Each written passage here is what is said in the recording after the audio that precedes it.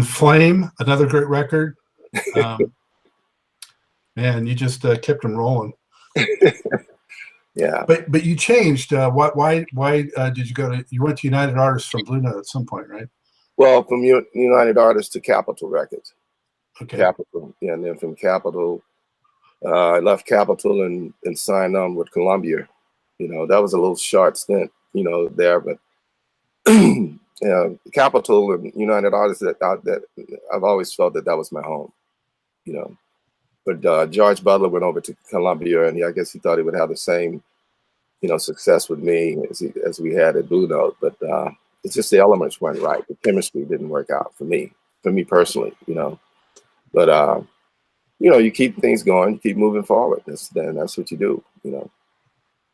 Did you ever feel like the labels were trying to constrict you too much or direct you too much in one direction, and maybe you wanted to do something else? Yeah, my latter days at Capitol, that they did try to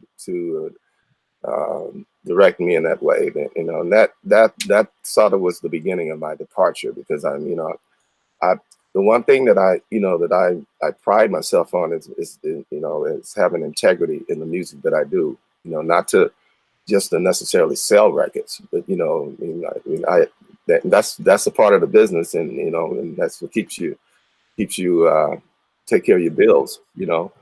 But the music has always been, you know, I've always prided myself on maintaining integrity in what I write and when I perform. You know, there's no pretension.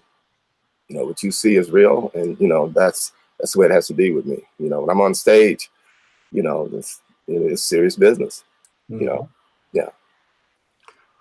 What would you say is the Ronnie Laws signature in terms of your sound? I'll leave that up to you. Yeah, I mean, that's, you know, it's hard for me to express. You know, I mean, you know, it's been said to me that, you know, that the sound that I project on my horn is sort of emulates my voice, you know, my singing voice. And I've noted with you know, with players who have a unique signature sound, and there's a little voice inside that lets you know that they can also sing, as opposed to just, you know, playing, you know, an instrument. So when I play, I'm actually singing through my horn. I'm actually singing, you know, and maybe that's what's unique about it. Well, I think that's where the soul comes through. Mm-hmm. You know, for sure. I agree with that. Yeah. You've played with, I mean, so many great people. You've played with Patrice Rushen and Mickey Howard, and you know, what was it like collaborating with some of those people? Well, Mickey was brought in to do backgrounds on the Every Generation album, and that's where I was, you know, introduced. Wayne Henderson had something to do with that, and he brought on board. And on Every Generation, she was one of the background singers on that, you know. And at that time, she was with the group Side Effect with Augie Johnson. Mm-hmm. Yeah, so that's, you know, and some of the Diane Reeves was on the Flame album.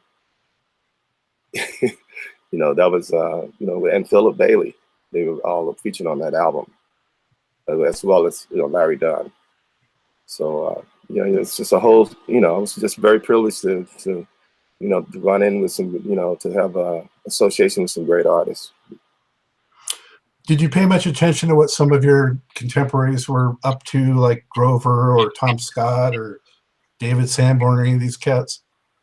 Well, we all recognized each other, you know, there's no way around that, you know, so, you know, and we all had, you know, had total respect and, you know, paid homage to one another in that regards. So, but there was never a competitive spirit, not for me, you know, maybe, you know, I can't speak for them, but, you know, it was never an issue of being, you know, competitive, and, you know, it wasn't that. You know, and when we did perform together, there was no intimidation, you know, because we had the respect of, you know, we're all professionals, you know. My first experience playing with Tom Scott, I was actually when I first came to Los Angeles, one of my first gigs was performing at the Greek Theater. It was being featuring Roberta Flack and Quincy Jones. And my brother Hubert was responsible for me getting that gig because one of the sax players couldn't make it. His name was Pete Chrisley. And so my brother recommended me, but I had known Quincy, excuse me, I've known of him when I was, used to, stay with my brother Hubert, in New York. And I would go on all the sessions. So I met, I hung around, him and Freddie Hubbard. And, it's just, and so Quincy was familiar with me, but he wasn't up to date as to where I was musically. So my brother recommended me, which Quincy knew if he'd done that, my brother wouldn't have recommended me if he didn't think I could do the gig, So the first, that first night at the Greek Theater, I was a part of the horn section. It was Ernie Watts, Tom Scott, my brother Hubert, and me. That was the sax section, and Jerome Richardson. Wow.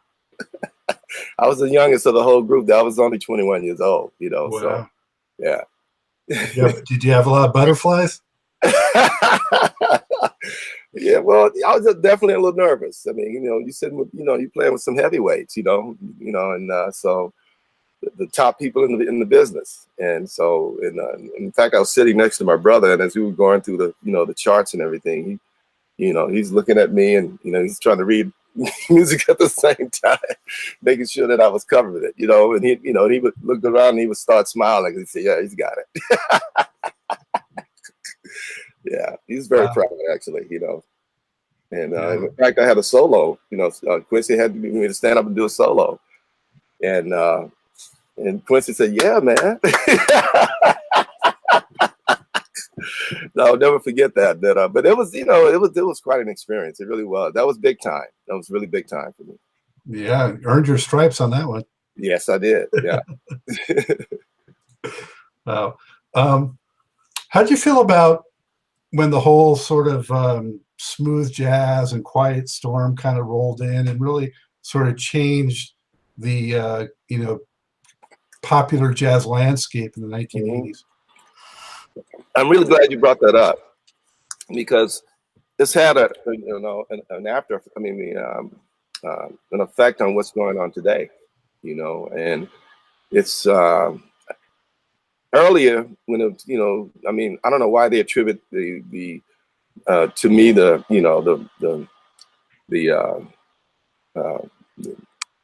referred to me as having to do with the smooth jazz thing kicking off. But my music, I've never considered my music smooth jazz, and but the artists that's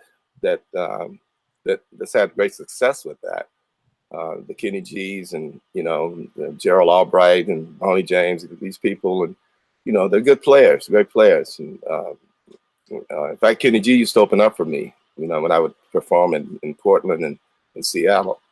And that's how he got introduced to the music. I mean, I'll never forget, he would sit on the side of the stage as I was performing and taking everything in, But he created his own niche, and then you have other artists that follow through with that, Dave Koz and those people. But I think it's had an effect because they're looked upon as the face of jazz now, and artists like myself have been excluded, from, the major festivals. I don't know if you noticed that, but, all the major festivals, I mean, I literally have to call and petition to be included on those.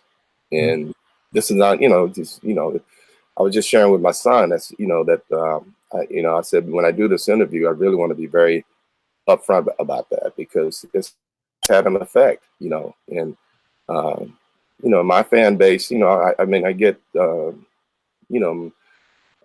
feedback from them as to why, Ronnie, why aren't you being featured on these major festivals? I said, it's not because I don't want to, it's because I don't get the call. That may be shocking to you, but I'm just sharing with you that maybe that needs to be publicized. Oh, definitely, we need to change that. Yeah, I mean, because it's like jazz became more popular in that way. Yeah, it has sort of a cooling effect on so many artists. Yeah, you know? Well, you know,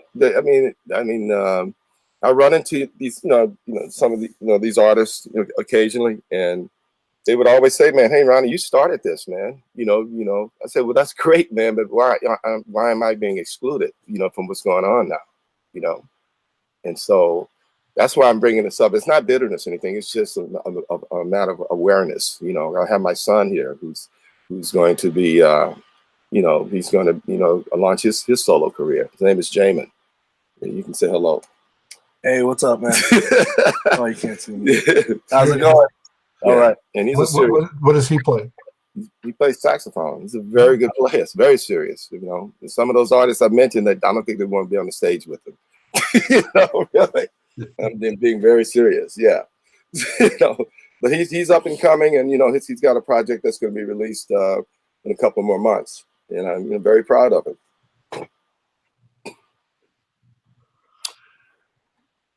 And you raised a point, because I was going to mention that it seemed like you took some time off. You took a few years away, and then you came back. Was that not by choice, or were you doing something else? Or no, it wasn't by choice. It was just, collectively. I've been in the business a long time. I know how it works. And it could be a very every promoter and every manager, they have their agenda, and they create the environment that they want to create, and work with the artists that they want to work with, that they feel that they can manage, and if you don't fit that, then you're excluded, So a lot of that was, there was a period that I did decide to do less concerts, only because I was interested in raising my family, being a father. So I didn't, you can't live on the road and do that. Yeah, you may, economically, it's to your advantage, but what are you substitute? What are you losing in the process of doing that? So that was a deliberate decision to make sure I was, the dad was in the home, and they could, feel secure about that, and have that bond, that relationship. Mm-hmm. Did Hubert run into some of that too, in terms of continuing to get the calls? Well, Hubert is really considered a straight ahead jazz artist, and a phenomenal classical flautist. And so that circle that he works in, that's a small elite kind of a fraternity, So, but what I do has always been, a little broader, and naturally more people are going to pay attention to that, and artists, that I mentioned earlier, that they gravitated toward that because they saw the commercial success that it was bringing, and excuse me. And so, competing on that level, you're going to have, other elements to try to extract from that. And that's what I've had to deal with, Well, I had Kevin Tony on the show, and I'll never forget how he mentioned, with some of his records, when he wanted to move a little away from, the quiet storm kind of stuff, smooth jazz, and get a little funky, he got pushback from his label. They would say it's too black, or it's too gritty, Yeah, which is crazy. Yeah. I got that, more so at Capitol, but it just got to the point where, I said, well, that's not me. You want me to put my heart into something that's not me? I can't do that. I can't pretend that this is what I do. This is what I'm going to give you, and it's not there. So I just had to, maintain my integrity in that regards. And sometimes you pay a price for that. I want to remind viewers and listeners, how active Ronnie Laws maintained. You put out 6 albums, I count, during the 90s, right, which is still pretty darn active. And I especially really enjoyed that Eisley Brothers tribute that you did. That was very cool. Yeah, thank you. Yeah, that was one of the albums on Columbia that you know that I was encouraged to do. And then I did a tribute to one of my mentors, Eddie Harris, and because at the time he was dealing with cancer, you know, and so I got a call from one of the executives at Blue Note. Actually, I called them, and I said, you know, I'd like to do a tribute to him to help out with his medical expenses, because the musicians union here, they were putting a fund together to help him with that, you know. And so I decided to, you know, take my own initiative, and I called Blue Note and I said, you know, I'd like to do a tribute to Eddie. I want him to get all the royalties, everything. I don't want it, you know. And that's what I did. And that actually turned out to be a very successful project.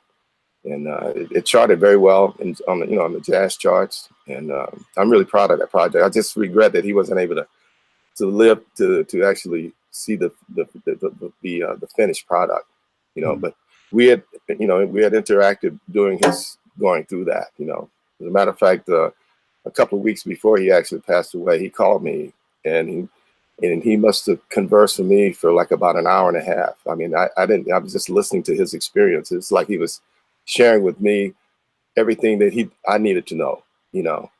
And he had me on the phone for about an hour and a half, and it was very impactful, because I could sense that he was, like, in a sense, passing that torch, you know. And he was sharing with me how he actually played with Charlie Parker, you know, and you know, I mean, this guy was a real genius. Eddie Harris was a phenomenal player. I mean, he was also played piano, and he really had a comedic side to him. He's very, very entertaining in that way too. But yeah, but that was another privilege of doing that, you know, as a tribute to him, because he had a great impact on me growing up. You know, his first hit was called "Listen Here," and you know, so I did a part of his, you know, his catalog, and that turned out to be a very successful project. What year was that, Ronnie? And that was in '92. 92. Yeah, 92 or 93. Yeah. Wow, it's called "Tribute to the Legendary Eddie Harris."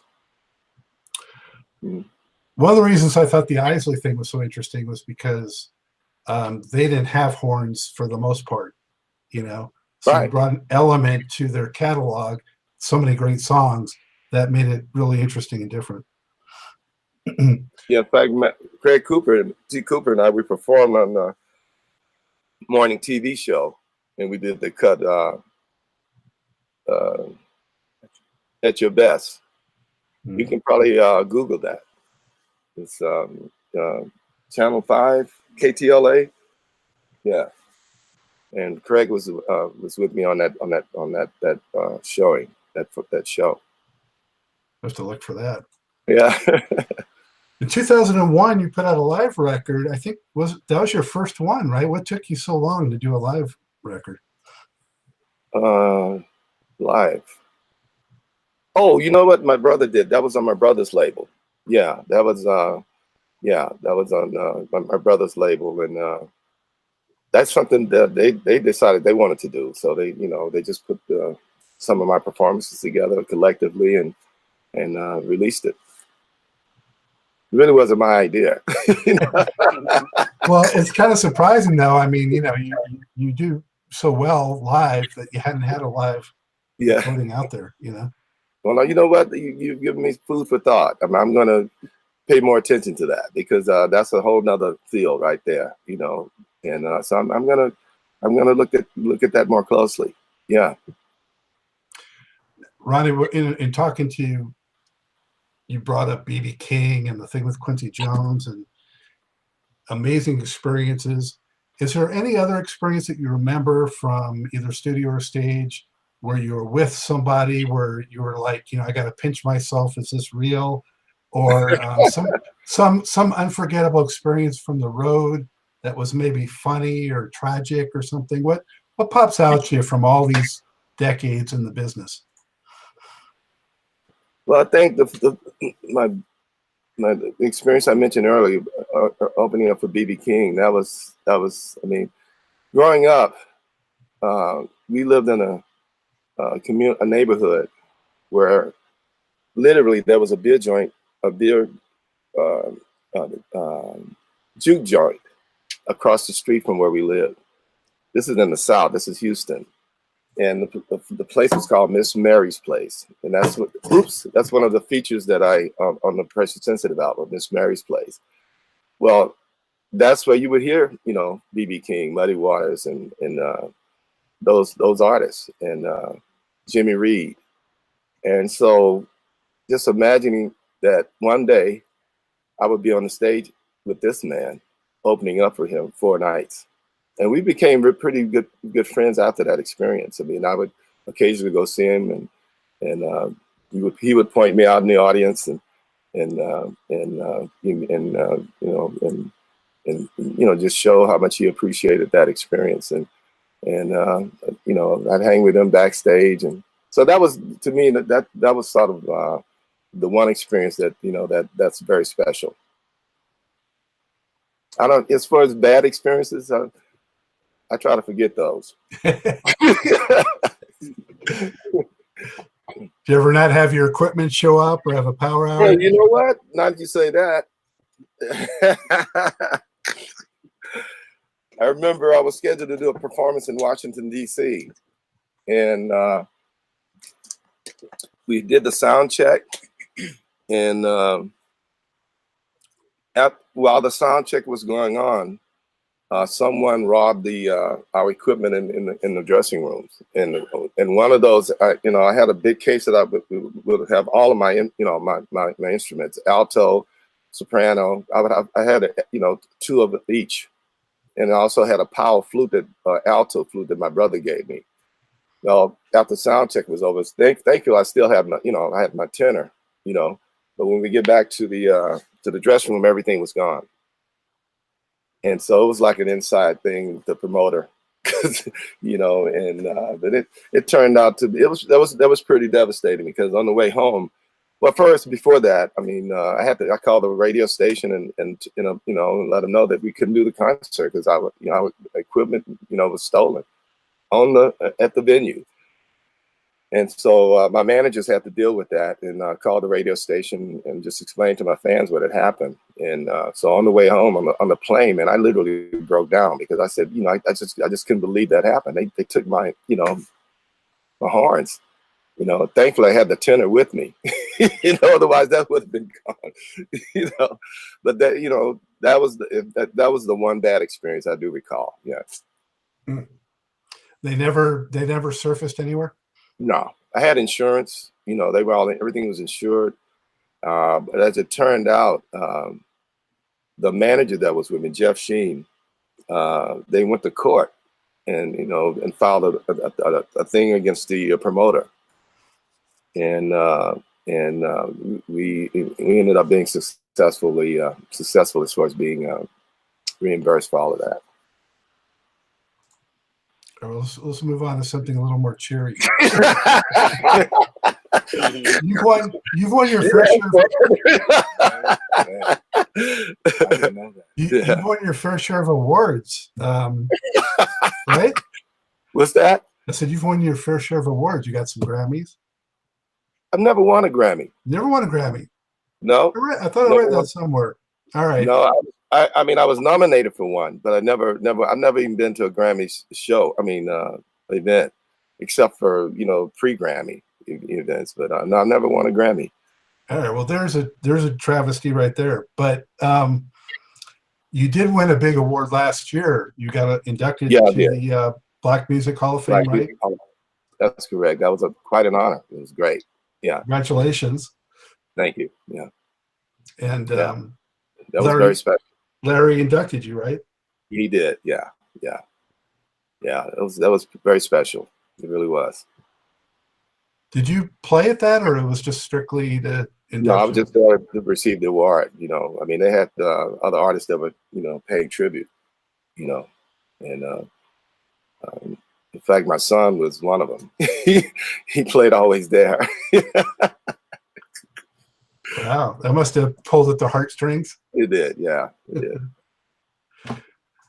So looking back, Ronnie, what are you most proud of accomplishing in your musical career? I think just longevity. You know, my mother used to say it's not the fastest, it's who lasts the longest, you know.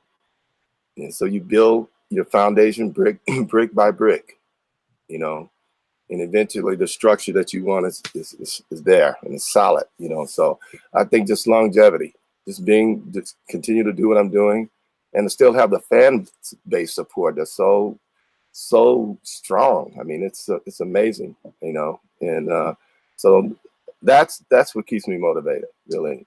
People like yourself, you know, who you know, are supportive and interested in what I do. So, and I appreciate it and thank you for that. Yeah. Oh, my pleasure. Is there a track that's your favorite from all that you've done?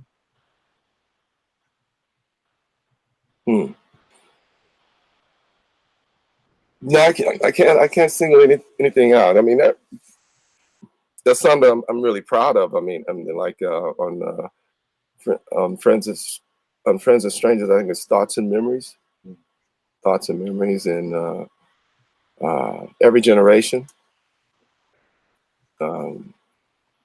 Grace on the Flame album. I know I'm missing a lot, you know, but Always There for sure. Friends and Strangers, yeah. Mm-hmm. Was there anything that you recorded that you thought was going to like be a hit, and for whatever reason it didn't pan out? Yeah, there was a couple of tracks that I did on Columbia. I did a remake of Junior Walker's "What Does It Take," and I was expecting a lot of airplay on that. If you go back and listen to that track, I mean, maybe you haven't, but it's I did a remake. But interestingly, at that time, Kenny G had put out the same cover with featuring Lenny Williams, and so for some reason, mine got buried. That's sheer coincidence. True, could be. Well, I don't believe in coincidences, you know. But you know, I mean, who knows? Who knows? I mean, who knows, man? I'll leave it at that. Yeah. What would be your advice for musicians like your son today? Stay committed, you know, and just keep perfecting your craft, because it will take care of you if you do that. You know, the money will come, everything else will come, you know, but just, you know, maintain your drive and your you know your goal, and don't be distracted, because the easiest thing, particularly in today's environment, is to be distracted. You know, but you set a goal and you live with it, and you stay with it. And so that's the advice, because there will be rejection, there will be disappointments, but just stay true to your art, and eventually things will be taken care of. What are you working on right now, and how can people keep up with you, and can they see you anytime soon? Yeah, I mean, I've have some dates down the road, and I'm actually I just finished a project, and we're just scheduling a release. It's on a label that's distributed by Universal Distributors, and actually I have my own label. It's called Blue Tree, and I'm releasing it through that label, and also releasing my son's project through that label. And he has finished project. I mean, yeah, his thing is finished as well as mine. So it's by Craig T. Cooper, yeah, by the way. And yeah, my son's project was produced by Craig T. Cooper, and so you know, there's a lot of country, you know, and me, yeah, and I was one of the co-producers of it. But I'm very, you know, it's a great project, you know, and as well as my own. You know, I did a cover of Jimmy Reed. I did the vocal and the horn of Take Out Some Insurance. Have you heard that? I haven't heard it. Jimmy Reed. Yeah. And then there's a couple of the track I wrote called On the Wall, WALL. And it had nothing to do with the political thing. It was, you know, but this is way before that even happened. And then there's a track called Solo, which I give a tribute to John Coltrane and Miles. I mentioned them, you know, it's as part of the lyrics, and Ella Fitzgerald and who else am I missing? Yeah. So you know, you'll be. It should be released sometime in the spring. You know, some April or May. And his project, it should hit the stream in late March. I mean, early April. Fantastic. And you're going to hopefully do some more shows too? Absolutely. Yeah. That's why I'm talking to you. I want you to let these people know what's going on, man. Yeah. Yeah, let them know what's going on. Just let them know it's not me. Just tell them I'm waiting on the call, you know. I mean, you know, none of us are too wealthy. Well, you know, we don't need to work anymore.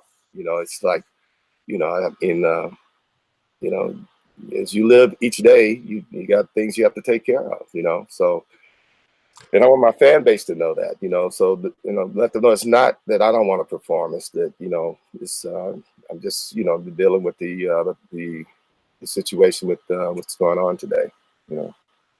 Well, bring it on out to the Carolinas. I will. Yeah, I will. Yeah.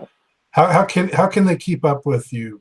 You have a website, or? I have a website. They can, you know, Facebook, like how you contacted me, and Messenger or whatever, you know. So then I have posted on my website my contact information. So it should be very easy, you know, to get in touch with me. Outstanding. I'm so glad to hear you have new music coming. That's always a treat. Yeah. So, you know, on behalf of all the viewers and listeners, I want to thank you for all the great music you've given us all these years, and for continuing to do it. And, you know, it's been a thrill to talk to you, and I just wish you ongoing success and more opportunities to play for the people. Thank you, Scott. I appreciate you, man. Thank you very, very much. I appreciate those sentiments. I really do. All right. Take good care. Thank you, Ronnie. You too, man. Okay, you take care. Okay. Hey, and we're back.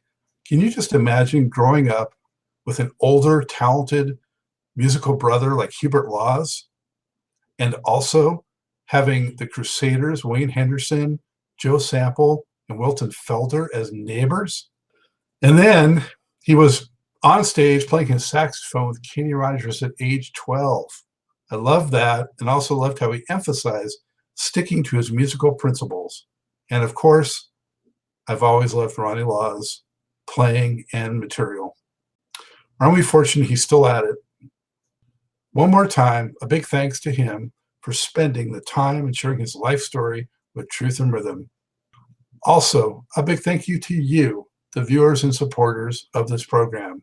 If you haven't already subscribed, do so on YouTube. Sign up for the Funkin' Stuff channel. That's where Truth and Rhythm lives.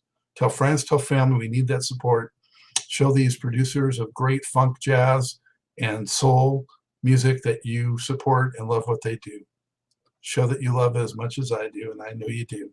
Speaking of which, I want to hear from you. So write me through email at scottg@funkinstuff.net. Let me know what's on your musical mind, who else you'd like to see on the show, and any other thoughts you might have. I will respond back.